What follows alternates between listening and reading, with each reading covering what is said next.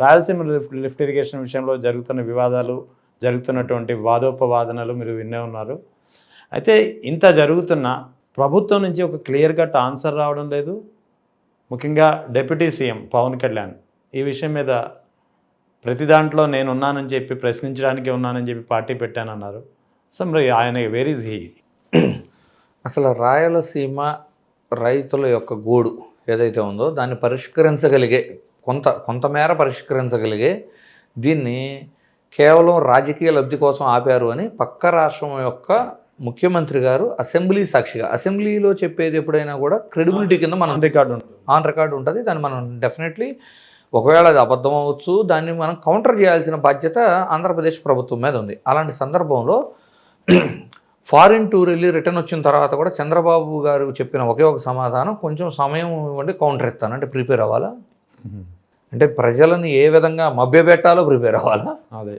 Next ప్రశ్నించడానికే party పెట్టారు. ఈయన ఎవరిని ప్రశ్నించడానికి పార్టీ పెట్టారు? వైఎస్ఆర్సీపీని ప్రశ్నించడానికి పార్టీ పెట్టారు. అంతేగాని పాలసీలను, విధి విధానాలను, భావజాలాలను తప్పు జరిగితేనో ప్రశ్నించడానికి పార్టీ పెట్టాల. అర్థం చేసుకోండి. ఎందుకంటే 2014లో బేషరతుగా పోటీ చేయకుండా టీడీపీకి మద్దతు ఇచ్చి 2019కి అధికారంలోకి వైఎస్ఆర్సీపీ రాకముందు కూడా వైఎస్ఆర్సీపీని విమర్శించిన ఏకైక మేధావి ఎవరైనా ఉన్నారంటే అది పవన్ కళ్యాణ్ గారు. ఎగ్జాక్ట్లీ. అంటే ఎవరైనా ఏం చేస్తారు? అధికారంలో ఉన్న వ్యక్తిని ప్రశ్నించాలి. ఇది ప్రజలకు అందించండి, ఇది ప్రజలకు చేయండి అని. ఇన్ని సంవత్సరాల తర్వాత ఇప్పుడు అధికారంలో భాగస్వాములై కూడా ఒక డిప్యూటీ సీఎంగా ఉండి కూడా ఒక 10 days బ్యాక్ మీకు ఒక వేదికగా వైఎస్ఆర్సీపీ వాళ్ళని ఆకురౌడీలు అది ఇది పదజాలం వాడుతూ కీలు తీస్తాను, అది ఇది రోమాలు పీకుతాను, ఏలు ముద్ర లేకుండా చేస్తాను, ఇవి చాలా మాట్లాడారు కదా. ఆ సందర్భంలో కూడా ఆయన ఏం చెప్తారు? వాళ్ళు రౌడీలు కొడుతున్నారు. ఇప్పుడు నడుస్తున్న రెడ్ బుక్ రాజ్యాంగంలో వైఎస్ఆర్సీపీ వాళ్ళు కోడిని కోస్తే కేసు నడుస్తుంది, సోషల్ మీడియా పోస్టు పెడితే అరెస్ట్ చేస్తున్నారు. ఇలాంటి సందర్భాలు నడుస్తున్నప్పుడు వాళ్ళు జనసేన కార్యకర్తను కొట్టే పరిస్థితి ఉండిద్దా సార్? అంటే ప్రజలు నమ్ముతారా? అంటే ఆయన చేసిన ఆరోపణ ప్రజలు నమ్ముతారా? ఎవరు కొడుతున్నారు? అధికారంలో మిమ్మల్ని భాగస్వాములు చేసుకొని మీ బలంతో గెలిచి, మీ యొక్క ఓట్లతో గెలిచి మిమ్మల్ని కొడుతుంది ఎవరు? టీడీపీ వాళ్ళు. ఇది పదే జనసేన కార్యకర్తలే చెబుతున్నారు, మీడియా సమక్షంలో చెబుతున్నారు. చివరికి ఈయన ఏదన్నా మీటింగ్ ఆర్గనైజ్ చేసినప్పుడు కూడా చెప్పబోతుంటే ఆయన మైక్ కట్ చేయండి, ఆయన మైక్ కట్ చేయండి అంటే ప్రశ్నించడానికి పెట్టిన పార్టీ క్యాడర్ ప్రశ్నిస్తే ఓర్చుకోలేని పార్టీ. నేననేది ప్రత్యర్థులు కాదు, తమ క్యాడర్ ప్రశ్నించినా కూడా తట్టుకోలేని, ఆన్సర్ చేయలేని పార్టీ. సో వాళ్ళు ఏదో ప్రశ్నిస్తారు, ప్రజలకు న్యాయం జరిగిద్ది అని ప్రజలేమీ నమ్మట్లేదు. కాకపోతే ఏంటి అంటే ఆయన ఒక స్టాండ్ లేని వ్యక్తి. చూడండి, ఒకప్పుడు చేగువేరా అంటారు, తర్వాత మాయావతి గారి కాళ్ళకు దండం పెట్టి మరీ మాయావతి గారితో ట్రావెల్ చేస్తారు. వామపక్షవాదిని అంటారు, వామపక్షాలతో ట్రావెల్ చేస్తారు. ఇప్పుడు బీజేపీతో అయిపోతే ఆల్ ఆఫ్ సడన్ గెటప్ మార్చేసి సనాతన ధర్మం అనుకుంటూ వైష్ణవ దేవాలయంలో జరిగిన అపవాదికి సనాతని అయి ఉండి ఆ డిఫరెన్సెస్ కూడా తెలియకుండా కింద నుంచి 3 మెట్లు పైకి 4 మెట్లు గడిగి ఇదంతా కూడా రాజకీయ దురుద్దేశంతో, రాజకీయ కుట్రతో చేసిన పనులు. ఇప్పుడు ఏంటి? తిరుమల లడ్డు వ్యవహారం తీసుకుందాం. తిరుమల లడ్డు వ్యవహారంలో ఏదో అవినీతి జరిగిపోయి కొంతమంది ప్రభుత్వ ఉద్యోగులు తమ కర్తవ్యాన్ని సక్రమంగా నిర్వర్తించలేదు అనే కారణంగా కూడా కేసు ఫైల్ చేసి అరెస్ట్ చేశారు కదా. మరి 1,00,000 లడ్లు కల్తీ నెయ్యి కల్తీ కూడా ఏంటి? జంతు మాంసం కలిసిన కల్తీ నెయ్యితో 1,00,000 లడ్లు అయోధ్యకి వెళ్ళినాయి అని ఆరోపణలు ఏ ఆధారాలు లేకుండా చేసావు. మరి నీ కర్తవ్యాన్ని నువ్వు నిర్వర్తించలేదు కదా, మరి నిన్ను కూడా అరెస్ట్ చేయాలి కదా. లేదు, జంతు కొవ్వు కలవకుండానే, అసలు టీటీడీ రిపోర్ట్స్ రాకుండానే, టీటీడీ ఈఓ కానీ చైర్మన్ కానీ ప్రెస్ మీట్ పెట్టకుండా, వాళ్ళు పక్కన లేకుండా, అసలు టీటీడీ అనేది సపరేట్ బోర్డు అయినప్పుడు గౌరవ సీఎం చంద్రబాబు గారు ప్రెస్ మీట్ పెట్టి జంతు కొవ్వు కలిసింది అని హిందువుల యొక్క మనోభావాన్ని దెబ్బతీశారు కదా. మరి ఆయన్ని అరెస్ట్ చేస్తారా సక్రమంగా నిర్వర్తించలేదు అని? లేదు, మీరు ఇంకొక కేసు చెప్తా చూడండి. అదేంటి?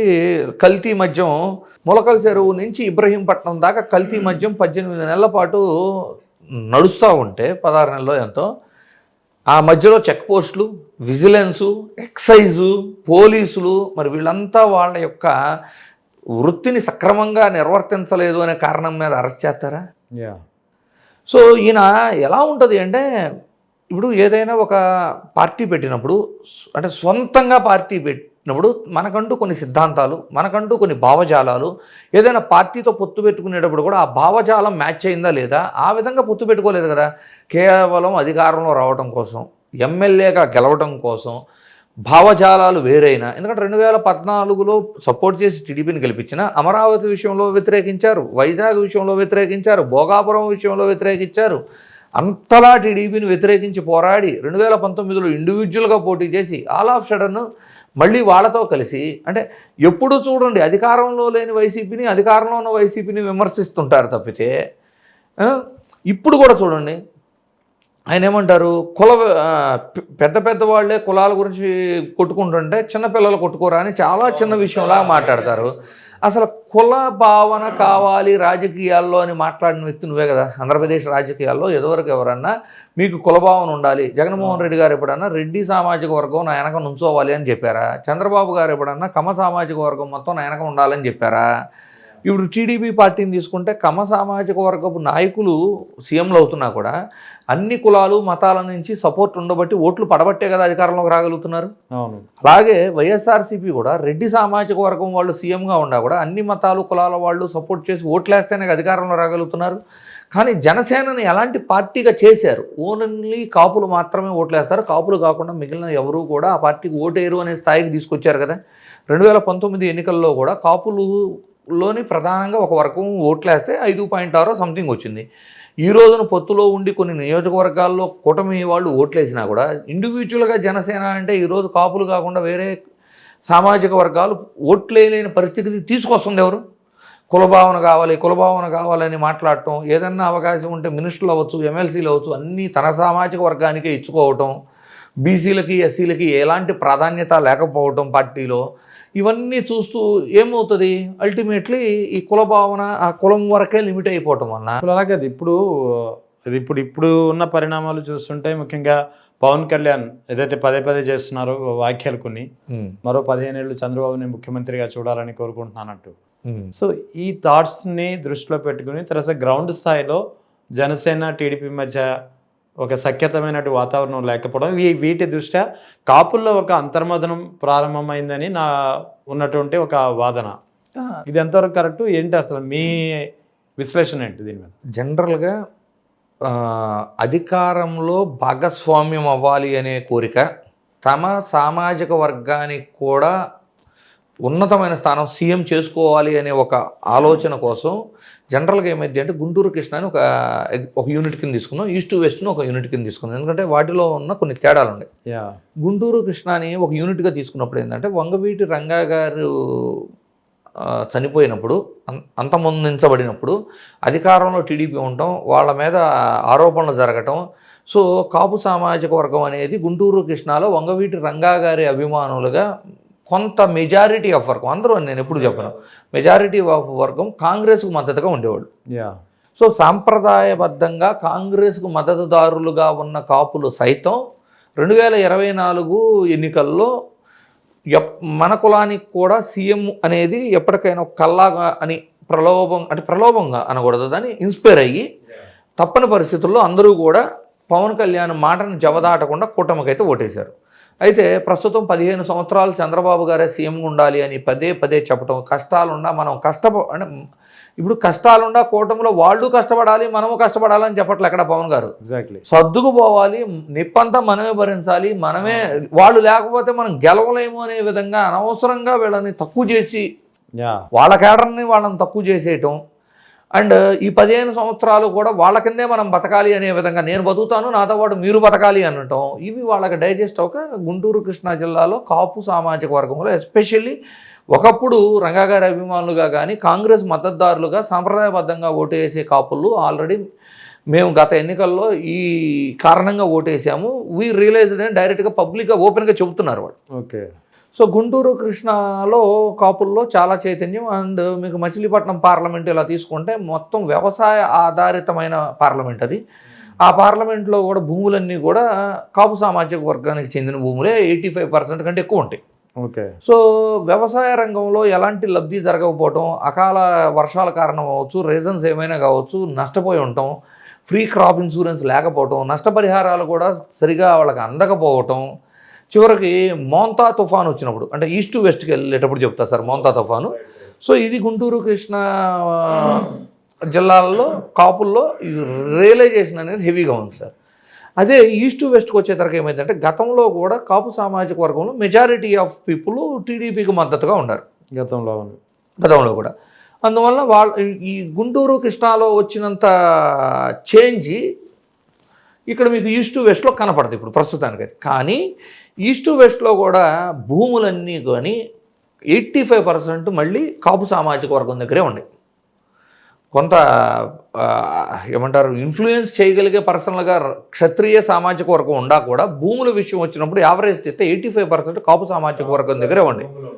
మోంతా తుఫాను వలన నష్టపోయినప్పుడు కూడా ఆ నష్టపరిహారంలో కూడా రైతులు పొలం అంటే పంటల మీద రైతులు నష్టపోయిన దానికంటే రోడ్ల మీద ఎక్కువ నష్టపోయారు అని రాపిచ్చారు వీళ్ళు. Okay, right. అంటే ఏంటంటే కేంద్రం ఇచ్చే మోంతా తుఫాను యొక్క నష్టపరిహారం డబ్బుల్ని రోడ్లకు వాడుకోవాలనుకున్నారు. అంటే రైతులను మోసం చేయడం కదా, రైతులను నట్టేట ముంచడం కదా ఇది. నిజంగా ఒకవేళ కేవలం మోంతా తుఫాను వలన రోడ్లు నష్టపోయి ఉంటే వైఎస్ఆర్సీపీ ఏమైనా రోడ్లు బాగున్నట్ట? అంతే కదా. మీరు ఒప్పుకుంటారా? అవును. మీరు ప్రచారం చేసింది రోడ్లు బాగలేదనే కదా. సో ఇదన్నీ ఎలా ఉన్నాయంటే రైతులు ఇప్పుడు నువ్వు నిజంగా రోడ్లు వేయాలని ఇంటెన్షన్ ఉంటే ఇప్పటికే 3 లక్షల కోట్లు అప్పు చేసిన వాళ్ళు దానికి 2,000 కోట్లు కేటాయించలేరా? ఎగ్జాక్ట్లీ. రైతులకు రావాల్సిన నష్టపరిహారంలో పంట కంటే కూడా రోడ్లు ఎక్కువ నష్టపోయినాయి అని చెప్పి కేంద్ర ప్రభుత్వానికి అంటే రైతుల నష్టాన్ని తగ్గించి రాయటం అనేది రైతులను వంచడమే కదా. ఈ వంచనకు గురైంది ఎవరు? ఈస్ట్ వెస్ట్లో మళ్ళీ కాపులే కదా. సో మెల్లమెల్లగా కాపుల్లో చేంజ్ వచ్చింది. ఆ చేంజ్ వీళ్ళకి కూడా అర్థమవుతుంది. ఆ చేంజ్ అర్థమైన ప్రతిసారి వీళ్ళు చేస్తున్న టాక్టిక్స్ ఏంటంటే ఫస్ట్ పవన్ కళ్యాణ్ గారు వచ్చేసి ఆల్ ఆఫ్ సడన్ వైఎస్ఆర్సీపీ వాళ్ళని బూతులు తిట్టడం. తనేమో ఉత్తముడిలాగా బూతులు తిడితే ఊరుకోను, కాళ్ళు కీళ్ళు ఎరగొడతాను, ఆదిత్యనాథ్లాగా ట్రీట్మెంట్ ఇస్తాను ఇలా మాట్లాడతారు. కట్ చేస్తే అసలు బూతులు తిట్టేది ఎవరు సార్? రాజకీయాలు. ఎన్నికలకు ముందు కూడా వైఎస్ఆర్సీపీ కార్యకర్తలను అది ఇదని చెప్పు చూపించి రకరకాలుగా మాట్లాడారు కార్యకర్తలను సైతం. మొన్న కూడా చూడండి, ఒక పక్కన అమరావతి సెకండ్ పూలింగ్లో రైతులు డిమాండ్ చేస్తున్నారు, మాకు న్యాయం చేయగలరా, 3 ఏళ్లలో కంప్లీట్ చేస్తా అన్నారు, 4 ఏళ్ల కన్నా కంప్లీట్ చేయగలరా, మాకు అగ్రిమెంట్ రాసి ఇవ్వగలరా. నారాయణ గ్రామ సభ పెట్టినప్పుడు వడ్డమానులో ఇదే జరిగింది. పెద్ద ఎత్తున రివర్స్ వచ్చారు. వాళ్ళు ఏమన్నారు, ఇస్తాం ఆనందంగా ఇస్తాం, కట్టలేకపోతే సంవత్సరానికి 5 లక్షలకు అడిగి పెనాల్టీ ప్రభుత్వం పే చేసేటట్టు అగ్రిమెంట్ ఇవ్వగలరా, లేదు అంటే గతంలో ఎవరైతే రైతులు పూలింగ్ ఇచ్చారో వాళ్ళని మోసం చేసినట్టు మమ్మల్ని కూడా 10-20 ఏళ్ళు మోసం చేయబోతున్నారా అనే విధంగా మాట్లాడుతున్నారు. ఈ రైతుల వ్యతిరేకత అవచ్చు, రామారావు అనే రైతు గుండె పోటు వచ్చి చనిపోవటం అవచ్చు ఆవేదనతో, పూలింగే అంటే 2016లో ఇచ్చిన వాళ్ళకి ఇప్పటివరకు రిటర్నబుల్ ప్లాట్స్ ఇవ్వలేకపోవటం అవచ్చు, ఈ అంటే రింగ్ రోడ్ కంప్లీట్ చేయలేకపోవటం. Inner ring road 70% Jaganmohan Reddy garu చివరికి కృష్ణానది మీద కంప్లీట్ అయిన రోడ్డును కూడా కంప్లీట్ చేయలేకపోవటం 18 నెలల్లో. ఔటర్ రింగ్ రోడ్డుకి ఇంకా 1 year తర్వాత కానీ నేషనల్ హైవేస్ వాళ్ళ పర్మిషన్స్ వాళ్ళ అనాలిసిస్ కూడా వచ్చిన తర్వాత కానీ మేము ప్రకటించలేమని చెప్పటం, ఇంకా మిగిలిన 2 సంవత్సరాలు అది కంప్లీట్ అవ్వదు అని రైతులకు అర్థమైపోవటం. సో ఓవరాల్గా ఏంటంటే అటు అమరావతి ఇష్యూస్ అవ్వచ్చు, ఇటు పొద్దురెడ్డిపాడు ఇష్యూస్ అవ్వచ్చు, మీకు కుల వివక్షలు అవ్వచ్చు, లేదు అఘాయిత్యాలు అవ్వచ్చు, మీకు ఇంతవరకు ఫీజు రీంబర్స్మెంట్ రూపాయి రిలీజ్ చేయలే విద్యార్థులకి, వాళ్ళ ప్రాబ్లమ్స్ ఉండేవి. ఆరోగ్యశ్రీ బకాయిలు రిలీజ్ చేయలే, వాళ్ళు పాపం ప్రైవేటు డాక్టర్ యాజమాన్యాలు, ప్రైవేట్ హాస్పిటల్ యాజమాన్యాలు రోడ్లు ఎక్కిన చరిత్ర ఇప్పుడు లేదు మన రాష్ట్రంలో. ఇన్ని పరిస్థితులు ఉంటే వీళ్ళు చేసే పాలన ఏంది అంటే మాకు నచ్చిన వాడికి మేము ఎంతకైనా ఇచ్చుకుంటామని నిన్న లోకేష్ గారు స్టేట్మెంట్. మీకు నచ్చిన వాళ్ళకి మీ ఆస్తులు, మీ హెరిటేజ్ ఆస్తులు మీ ఇష్టం ఫ్రీగా ఇస్తారో, దానాలు చేసుకుంటారో, దాన ధర్మాలు చేసుకుంటారో మీ ఇష్టం. కానీ ప్రభుత్వ భూముల్ని, ప్రభుత్వ ఆస్తులు అంటే ఇది ప్రజల ఆస్తే కదా, ప్రజల ఆస్తులను ఇచ్చేటప్పుడు బాధ్యత మిమ్మల్ని ఒక కస్టోడియన్గా ఉండమన్నారు. అంతేగాని మీకు మ్యాండేట్ ఇచ్చారు అంటే మీ ఇష్టానుసారంగా మీకు నచ్చిన వాళ్ళకి రూపాయికి 2 రూపాయలకి పప్పు బెల్లాలు అమ్ముకోమనలేదు కదా ఆస్తుల్ని. సో ఇలాంటి అంటే వాళ్ళు మాట్లాడిన మాటలు చాలా దారుణంగా ప్రజల్లోకి వెళ్ళటం అవచ్చు. వీటన్నిటికీ డైవర్షన్ పాలిటిక్స్ చేయాలి. ఈరోజు ఆల్రెడీ ప్రభుత్వ మెడికల్ కాలేజీలు కొత్తగా వచ్చిన 4 మెడికల్ కాలేజీలో 600 మంది అవుట్సోర్సింగ్ ఉద్యోగులు తీసేశారు. ఇవన్నీ కూడా డైవర్షన్ పాలిటిక్స్ చేయడానికి వస్తారనమాట పవన్ కళ్యాణ్ గారు. వచ్చి ఆల్ ఆఫ్ సడన్ ఆయన చెప్పేది ఏంటంటే, నేను మాట్లాడటం మెత్తగా మాట్లాడతాను, పనితనం నా చేతలు చాలా స్ట్రాంగ్ ఉంటాయి. ఏంది చేతలు స్ట్రాంగ్ ఉండేదండి? సీజ్ ద షిప్ అంటే అది వెళ్ళిపోయింది. డిఎస్పీ గురించి కంప్లైంట్ చేస్తే ప్రమోషన్ వచ్చింది. అవును, భీమవరంలో. అంటే ఇతను ఏమాత్రం పనివంతుడు అంటే, వీళ్ళు ఒక స్ట్రాటజీలో వాడుకుంటున్నారు. ఏమని, ఏదన్నా పేరు వచ్చేది ప్రతిష్ట తెచ్చేది ఉంటే లోకేష్ గారు వెళ్తారు. అది వైజాగ్ సమ్మిట్ అవ్వచ్చు, ఒక ఐటీ కంపెనీ ఓపెనింగ్ అవ్వచ్చు, ఒక ఫ్యాక్టరీ అవ్వచ్చు, జగన్మోహన్ రెడ్డి హయాంలో వచ్చిన ఫ్యాక్టరీ ఈరోజు ఇనాగ్రేషన్ అవ్వచ్చు, కంప్లీషన్ అవ్వచ్చు, ఇలాంటివన్నీ లోకేష్ గారు ఉంటారు. ఈయన ఎక్కడ ఉంటాడు? డ్యామేజ్ కంట్రోల్కి ఈయన పంపుతుంటారు. డ్యామేజ్ ఎక్కడైతే జరిగిందో, ఎక్కడైతే ట్రోల్స్కి ఫేస్ చేయాల్సి వస్తారో అక్కడ ఇతను పంపుతారు. ఇతను పంపితే ఏమైంది, ఇతను ఆడకి వెళ్ళి ఆ డ్యామేజ్ కంట్రోల్ చేయకపోగా అక్కడికి వెళ్ళి విచ్చలవిడిగా వైఎస్ఆర్సీపీ వాళ్ళని తిట్టడం స్టార్ట్ చేస్తారు.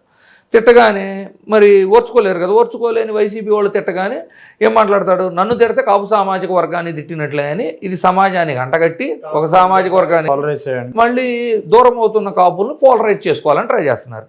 ఇది రిపీటెడ్గా జరుగుతున్న యాక్టివిటీ వైఎస్ఆర్సీపీకి కూడా అర్థమైన తర్వాత వైఎస్ఆర్సీపీ అధినాయకుడి నుంచి కింద కార్యకర్త వరకు, సోషల్ మీడియాలో పోస్ట్ పెట్టే కార్యకర్త వరకు కూడా ఇగ్నోర్ చేయడం స్టార్ట్ చేశారు ఈ మధ్య. అంటే మీరు చూసుకుంటే ఆకు రౌడీలు అన్నప్పుడు మాట్లాడాల, ఈ మధ్యకాలంలో ఎప్పుడు ఆయన వచ్చి మాట్లాడుతున్నా మానేశారు.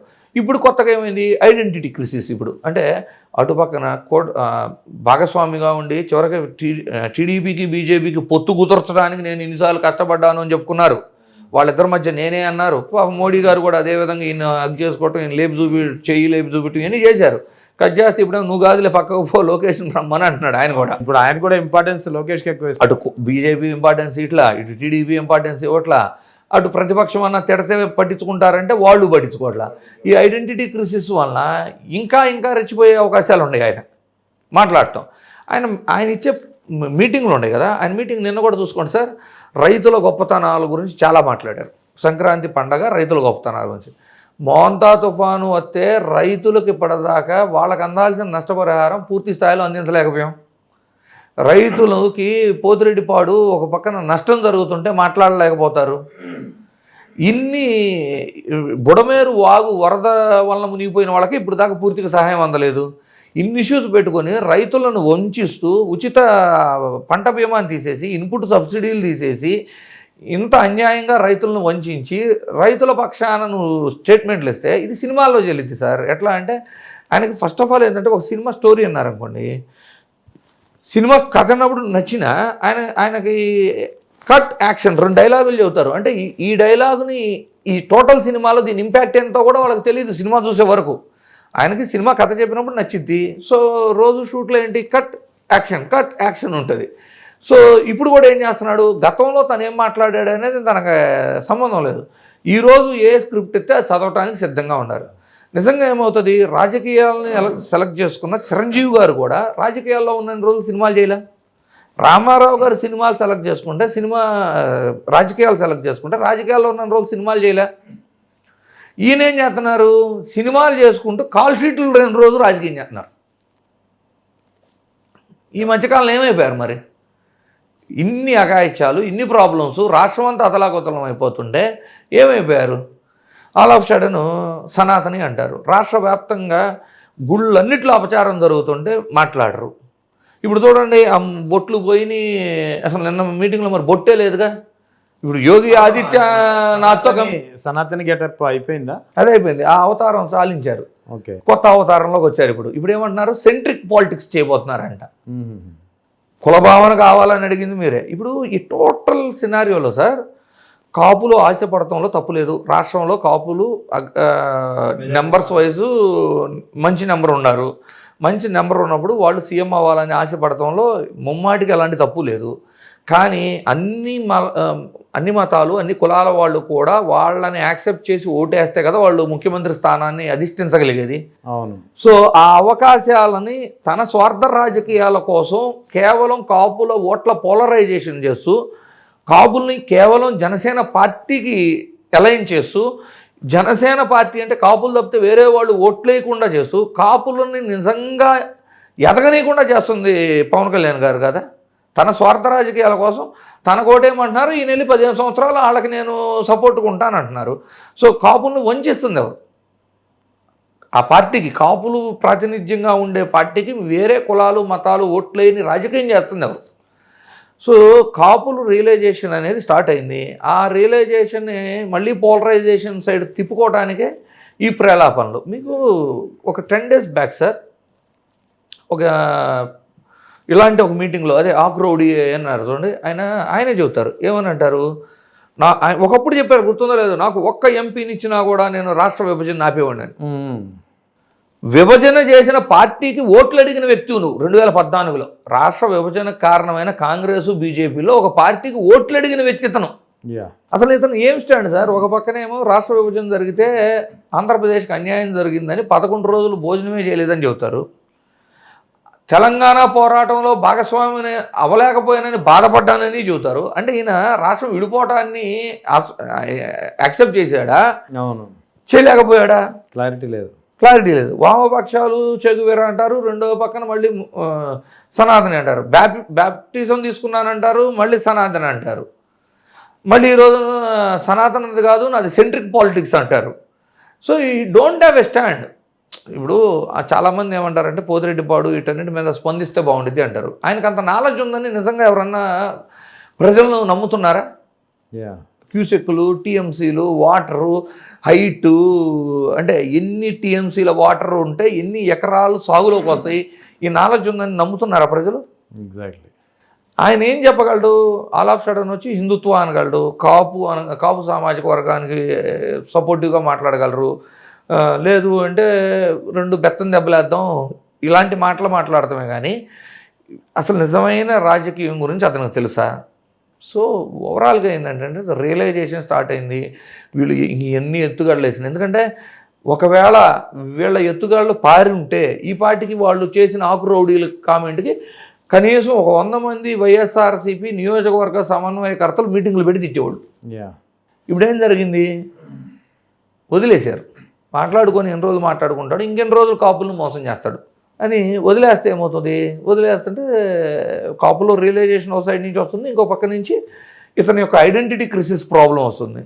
సార్ 2024 ఎన్నికల్లో పవన్ కళ్యాణ్ గారు కూటమికి ఎసెట్ సార్, 2029 ఎన్నికలకి ఒక లైబిలిటీ అవుతాడు చూసుకోండి.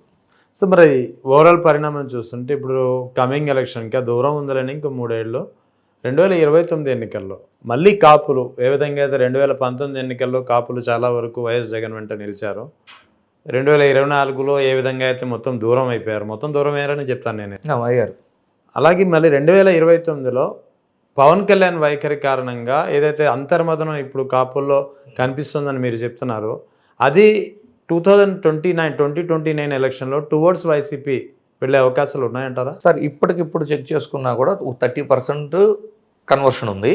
ఎలక్షన్ టయానికి ఇదే తరహాలో పవన్ కళ్యాణ్ గారు రాజకీయాలు కానీ చేస్తే definitely the number will be increase to 50%. నేనేమి వెళ్ళిన 100లో మళ్ళీ 100 ఇటు పడిద్దని చెప్పను కానివ్వండి, ఒక 50% ఓటింగ్ అయితే డెఫినెట్లీ వైఎస్ఆర్సీపీకి పడే అవకాశాలు ఉన్నాయి ఇప్పుడున్న రాజకీయమే కొనసాగిస్తే రియలైజేషన్ చేసుకోకుండా. సో అది పవన్ కళ్యాణ్ సైడ్ వరకు, అది పవన్ కళ్యాణ్ వైపు నుంచి.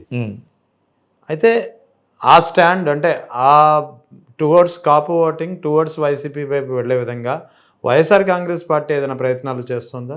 చేస్తుందనే చెప్పాలి సార్. ఎవరు కూడా అధికారంలోకి రావాలంటే ఎవరైతే ఓట్లు వేయలేదో వాళ్ళను ప్రసన్నం చేసుకోవాలి అంటే చేయాల్సిన కార్యాచరణ ఏంటి అనేది డెఫినెట్లీ ప్లాన్ చేసుకుంటారు. ఆ ప్లాన్ ఆఫ్ యాక్షన్లో డ్యామేజ్ అనేది డెఫినెట్లీ కాపు సామాజిక వర్గం నుంచి భారీ స్థాయిలో జరిగింది.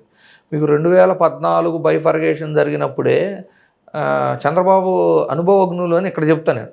ఏంటంటే అప్పటి వరకు బీసీ కార్డుతో నడిపిన టీడీపీ పార్టీని ఆల్ ఆఫ్ సడన్ కాపు సామాజిక వర్గం మద్దతు లేకపోతే ఆంధ్రప్రదేశ్లో అధికారంలోకి రాలేము అని తెలుసుకున్న చంద్రబాబు గారు జనసేన పార్టీ పోటీలో లేకుండా బేషరతుగా వీళ్ళకి సపోర్ట్ చేసే విధంగా చేపించుకొని అధికారంలోకి రాగలిగారు. సో కాపు సామాజిక వర్గపు ఓట్లు అనేది ప్రధానము, వాళ్ళు కీలకం, వాళ్ళ ఓట్లే డిసైడ్ చేస్తాయి అనేది మీకు 14, 19, 24 ఎన్నికల రిజల్ట్స్ చాలా క్లియర్గా వాళ్ళ ఓట్లు డిసైడ్ చేస్తాయి అనేది అర్థమైపోయింది. ఈ అర్థమైన తర్వాత ఏంటి, ఇప్పుడు ఆ ఓట్ను పోలరైజ్ చేయడానికి మాత్రమే పవన్ వాడుతున్నారు. కానీ ఈ ప్రొసీజర్లో ఏమవుతుంది, క్రెడిట్ ఎక్కడా కూడా పవన్కి ఇవ్వకుండా కేవలం ట్రోలింగ్ బారిన పడేవి, అడ్రస్ చేయాల్సినవి, డ్యామేజ్ కంట్రోల్ చేయాల్సినవి, వీటి కోసం జనసేనకు ఒక స్టాండ్ లేదు అనే విధంగా నడిపిస్తున్నారు టీడీపీ వాళ్ళు జనసేనని. అర్థమైంది. దానివల్ల ఏమవుతుంది, టెంపరీగా ఏదన్నా డైవర్షన్ పాలిటిక్స్ కొంత పోలరైజేషన్ కనబడ్డా కూడా కాపు సామాజిక వర్గం ఏదైతే ఆశించి ఓటేసిందో అది జరగదు అని అర్థమైన తర్వాత డెఫినెట్లీ మీకు సాంప్రదాయబద్ధమైన కాంగ్రెస్ ఓటింగ్ అనేది రిటర్న్ వస్తుంది. ఎడిషనల్గా ఏమవుతుంది, ఇప్పుడు ఎవరు ఎన్ని హామీలు చెప్పినా ఏం చెప్పినా మన ఆర్థిక స్థితిగతులు, పరిస్థితులు, కుటుంబం ఇవన్నీ కూడా ప్రభుత్వం యొక్క నిర్ణయాల మీద కూడా ఆధారపడి ఉంటాయి ఎలా నడుస్తుంది అనేది. సో ఈ టఫ్గా తయారయ్యే కొద్దీ కూడా కన్వర్షన్ ఉంటుంది. మీకు రైతుల విషయంలో ఒకసారి డ్యామేజ్ జరిగింది అనుకోండి సార్, 1 year గట్టిగా డ్యామేజ్ జరిగితే నెక్స్ట్ 3 ఏళ్ళు పంటలు బాగా పండితే కానీ ఈ డ్యామేజ్ కవర్ అవ్వదు సార్. అంటే డ్యామేజ్ జరిగినప్పుడు ఏమైంది, ఎకరానికి 70-80 వేలు పోతాయి. అవును. సో ఎకరానికి 15-20 వేలే కదా మిగిలేది. 3 సంవత్సరాలు కవర్ అయితే కానీ అది కవర్ అవ్వదు. ఎగ్జాక్ట్లీ. సో ఇప్పుడు రైతులంతా నష్టపోయి ఉన్నారు. 3 సంవత్సరాలు బాగా పండాలి. మళ్ళీ ఎన్నో కారణాలు ఉన్నాయి, అంటే ఎన్నో ప్రాబ్లమ్స్ ఉన్నాయి మళ్ళీ కూటమి ప్రభుత్వం వాళ్ళని రిటైన్ చేసుకోవడానికి. సో ఈసారి ఆ పరిస్థితి అయితే ఉండదు. వీళ్ళు ఇంకొంచెం ప్లాన్డ్గా, స్ట్రాటజికల్గా కాపు సామాజిక వర్గాన్ని దగ్గర చేసుకుంటే వీళ్ళకి గెలుపు కూడా చాలా సులువుగా ఉంటుంది సార్. అదే సమయంలో ఇప్పుడు కాపుల్లో అంతర్మదనం వచ్చింది, కాపుల్లో ఒక డివిజన్ వచ్చింది అనేది 100% ఒక క్లారిటీ వచ్చింది అనుకోండి, ముఖ్యంగా చంద్రబాబు నాయుడుకి, అప్పుడు జనసేనని దూరం చేస్తారా? చేసిన ఆశ్చర్యపోవసంలా. ఎందుకంటే మీరు గుర్తుపెట్టుకోండి, ఎలక్షన్లు వచ్చిన ప్రతిసారి ప్రధానంగా ఉండేది 2 ఓట్లే. ఒకటి ప్రభుత్వ అనుకూల ఓటు, 2 ప్రభుత్వ వ్యతిరేక ఓటు. ప్రభుత్వ అనుకూల ఓటు మీకు ప్రతిపక్షంలో ఎన్ని పార్టీలు ఉన్నా ఆ ఓటు చిక్కు చెదరదు. అది 35, 40, రేపు 45 లెట్ ఇట్. ఓకే. ప్రభుత్వ అనుకూల ఓటు ఉంటుంది టీడీపీకి మద్దతుగా. ప్రభుత్వ వ్యతిరేక ఓటు అనేది రేపు ఉదయం అంటే కొన్ని రోజుల తర్వాత జనసేన కానీ టీడీపీతో విభేదించి ఒక ప్రతిపక్షంగా పోటీ చేసింది అనుకోండి, ప్రభుత్వ వ్యతిరేక ఓటుని వైసీపీ అండ్ జనసేన చీల్చుకోవాల్సి వస్తారు. అప్పుడు ఎవరికి లాభం? మరలా టీడీపీకి లాభం కదా. వైసీపీ ఓటుని బయటకు వచ్చి మళ్ళీ జనసేన చీల్చడం అయితే. సో ఆ రోజు ఉన్న ప్రభుత్వ వ్యతిరేకతని అంటే పరిస్థితులు చూసుకొని వాళ్ళు కూడా స్ట్రాటజికల్గా కలిసి పోటీ చేయాలా, విడిపోయి పోటీ చేయాలా, జగన్మోహన్ రెడ్డిని అధికారంలో రానికపోవడానికి ఏం చేయాలనేదే ప్లాన్ చేస్తారు.